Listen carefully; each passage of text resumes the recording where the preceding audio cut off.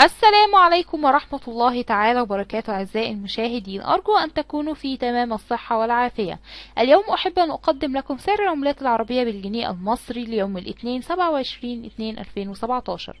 الريال السعودي 4 جنيه و20 قرش، الدرهم الإماراتي 4 جنيه 28 قرش، الجنيه السوداني 2 جنيه 42 قرش، الدينار الجزائري 142 قرش، الدينار البحريني 41 جنيه و78 قرش، الدينار العراقي 133 قرش، الدينار الأردني 22 جنيه و32 قرش، الدينار الكويتي 51 جنيه و69 قرش، الليرة اللبنانية 106 قرش، الدينار الليبي 11 جنيه و17 قرش، الدرهم المغربي 1 جنيه و55 قرش، الليرة السورية 73 قرش، الشيلين الصومالي 27 قرش، الريال العماني 40 جنيه و87 قرش، الريال القطري 4 جنيه و32 قرش، الدينار التونسي 14 قرش، الريال اليمني 15 جنيه 88 قرش،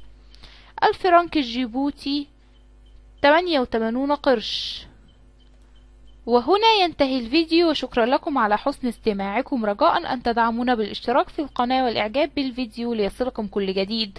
والسلام عليكم ورحمة الله تعالى وبركاته.